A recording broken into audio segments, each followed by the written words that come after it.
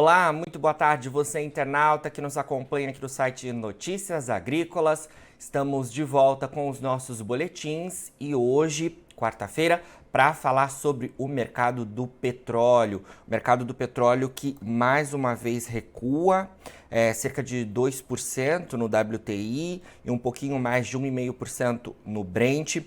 Os preços que estão neste momento nos níveis mais baixos desde o início desse ano de 2022. Para a gente falar sobre esse assunto e tentar trazer as perspectivas para esse mercado que impacta diretamente nas commodities agrícolas e nas demais commodities, a gente conversa agora ao vivo com o Heitor Paiva, que é analista de macroeconomia e energia da Redpoint Global Markets. Heitor, boa tarde, obrigado mais uma vez por estar presente aqui com a gente do Notícias Agrícolas. Boa tarde, eu que agradeço o convite. Bom, Heitor, estava falando em relação aos preços do petróleo, né, no mercado futuro, caindo bastante, né, nesta quarta-feira, e me parece que chegamos aos níveis mais baixos, né, deste ano, desde o início deste ano de 2022. Comenta um pouco para a gente sobre essa oscilação, né, de baixa no mercado nesta quarta-feira. Bom, o mercado de petróleo atualmente está muito focado, na verdade, em expectativas em relação à demanda futura em queda, né? Por quê? Porque a gente viu muitos bancos centrais aumentando os juros recentemente, né? Possivelmente com os Estados Unidos dando sequência na semana que vem com uma alta de 0,5%. Isso faz com que o mercado financeiro espere uma retração econômica relativamente forte ano que vem, né? Então, você já tem, na verdade, vários indicadores, né, de atividade econômica, de indústria, serviços, tanto nos Estados Unidos quanto na Europa e até mesmo na Ásia, mostrando, de certa forma, uma acomodação, na verdade, uma leve queda de atividade, né? Se esse movimento continuar, a gente vai ter possivelmente uma recessão ano que vem. E o petróleo ele é uma commodity, né, assim como as demais outras commodities energéticas, extremamente ligado ao desempenho da economia mundial, né? Então, se você tem perspectivas de que de que a demanda vai começar a cair, logo o preço também, teoricamente, deve cair. Só que chama atenção um fato de que talvez o mercado esteja exagerando um pouco na dose dessa queda, porque você hoje tem inúmeros problemas de oferta, né? Você tem a OPEP não conseguindo colocar oferta no mercado, os Estados Unidos não investindo em nova capacidade produtiva, né? E países como o Brasil e Noruega que poderiam adicionar oferta colocando volumes baixos no mercado. Então, assim, a demanda pode começar a retrair, mas a oferta também está muito restrita. Perfeito. Heitor, tem uma questão envolvendo esse assunto da demanda importante, que é da China, né? Que vem da China, né? A gente costuma ter informações pouco claras em relação ao que acontece por lá, mas me parece que há uma preocupação bastante intensa, né, em relação à demanda chinesa. Fala um pouco pra gente sobre isso também. Bom, a China ela é um case complicado, porque realmente o tipo de informação que a gente tem acesso, na verdade, ou às vezes é atrasado, ou às vezes também é pouco preciso. Mas o que a gente está vendo, na verdade, agora é que, diferentemente do que está acontecendo no mundo ocidental, o que está acontecendo na China é uma volta da atividade econômica. Tá? Indicadores que eu costumo olhar, como, por exemplo, né, a produção de aço, demanda de petróleo pelas refinarias, que são indicadores que nós chamamos de indicadores antecipadores, né, que antecipam os ciclos econômicos, na China eles voltaram a crescer, né? E isso está ocorrendo em um momento em que a gente está vendo vários esforços do governo, né, em reabrir gradualmente o país após 2 anos de uma política bastante controversa em relação à pandemia. Bom, a China, ela não é qualquer mercado hoje, né? Ela é basicamente o principal demandante de petróleo e derivados, assim como gás natural. Então, isso sem contar commodities metálicas e também agrícolas, né? Basicamente, a China é o país que mais demanda qualquer tipo de commodity hoje, né?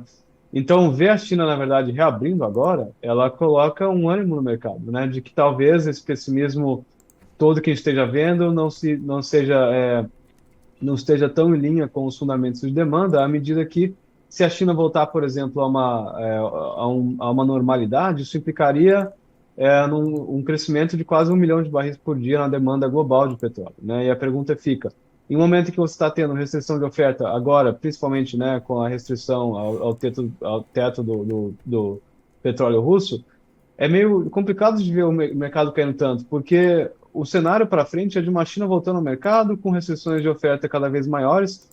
Portanto, eu acho que talvez assim os preços estejam um pouco, não estejam refletindo puramente, né, o sentimento de oferta e demanda, mas sim apenas se dando em função de medos macroeconômicos que, né, Wall Street e as principais praças de bolsas têm colocado no mercado de commodities. Perfeito. Heitor, hoje a gente teve uma divulgação, né, que normalmente acontece às quarta-feiras no mercado do petróleo, que é o dado em relação aos estoques de petróleo e dos combustíveis nos Estados Unidos. Como é que a gente pode entender esses dados que foram divulgados hoje e como eles exerceram, né? Eles exerceram de alguma forma impacto sobre os preços que a gente tem visto hoje? Tá. Bom, a gente teve, na verdade, um aumento bastante expressivo, né, nos estoques de diesel e gasolina pela primeira vez em algumas semanas, né? Isso fez com que o mercado, principalmente no que diz respeito ao diesel, percebesse que talvez, né, o inverno será menos desafiador do que estava se antecipando, tá? Então, hoje a gente teve, eu acho que um aumento de mais de 6 milhões de barris nos estoques de diesel nos Estados Unidos, né? E a gente estava esperando um aumento de 2. Então, assim, foi um aumento bem acima das expectativas. Isso coloca um pouco, sim, de pressão nas cotações hoje. Mesma coisa aconteceu com os estoques de gasolina também, que vieram bastante acima do que o mercado esperava.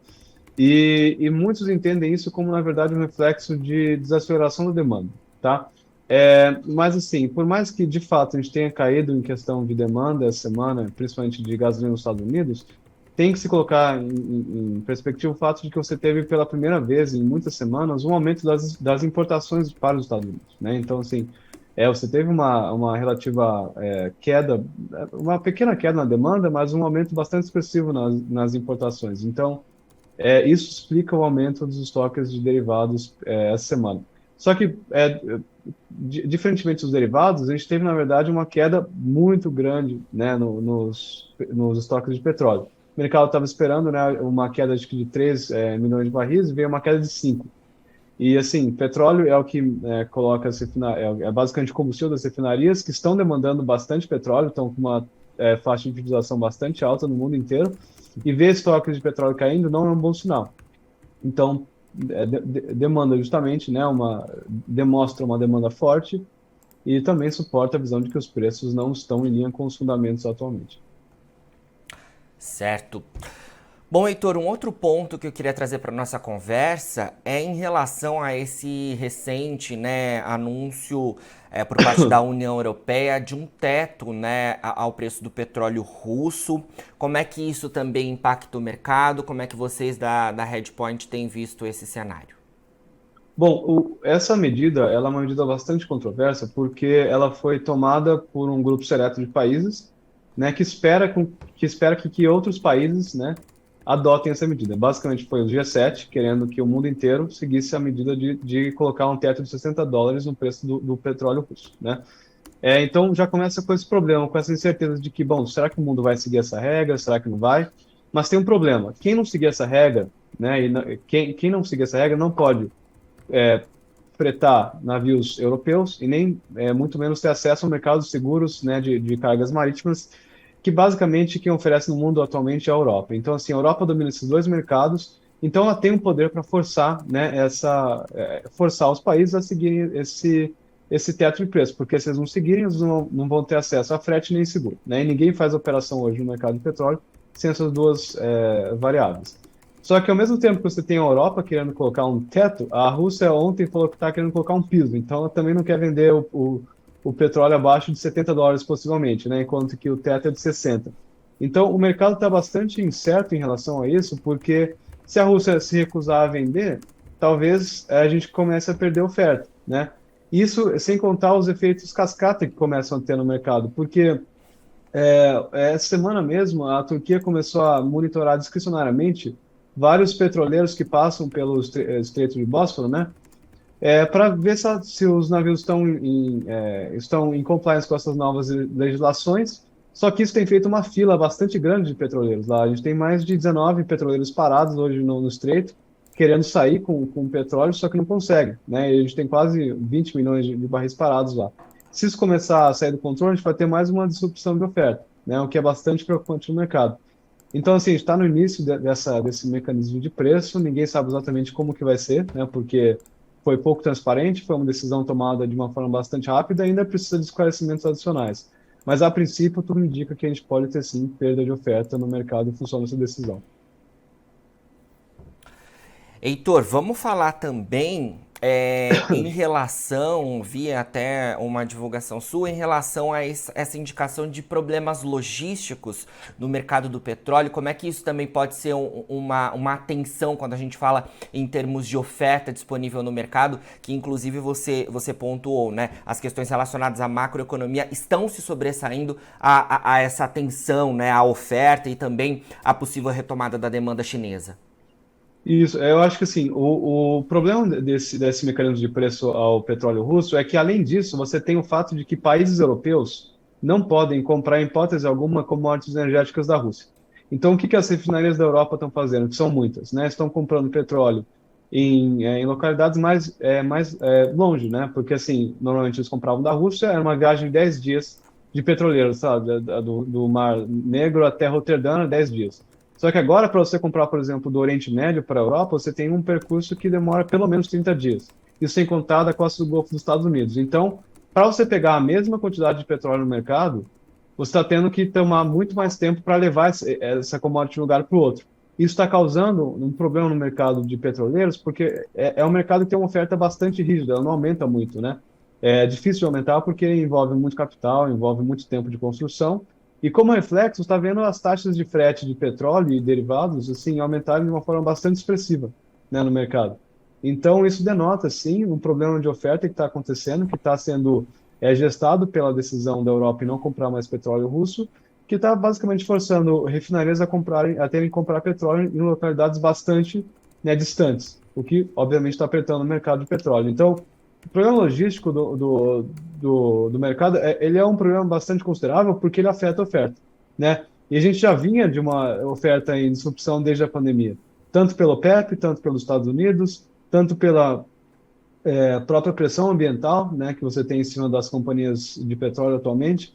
Então, assim, não é benéfico ver esse tipo de coisa acontecendo, porque denota que a gente vai poder, eventualmente, perder oferta, em um momento que a gente não poderia estar fazendo isso. Exatamente. Muita atenção, então, estamos, né, próximos aí da finalização desse ano de 2022. Foi um ano, né, realmente de muitas, né, informações relativas ao mercado do petróleo. Vamos seguir acompanhando tudo isso.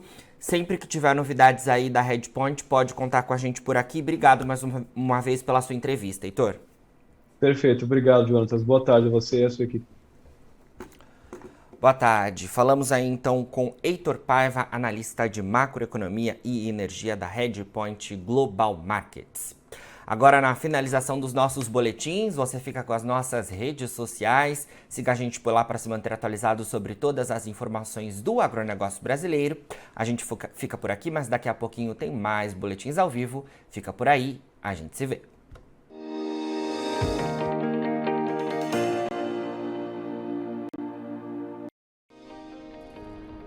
Se inscreva em nossas mídias sociais, no Facebook Notícias Agrícolas, no Instagram @Notícias Agrícolas e no nosso Twitter @Notiagre. E para não perder nenhum vídeo, não se esqueça de nos acompanhar no YouTube e na Twitch, Notícias Agrícolas Oficial.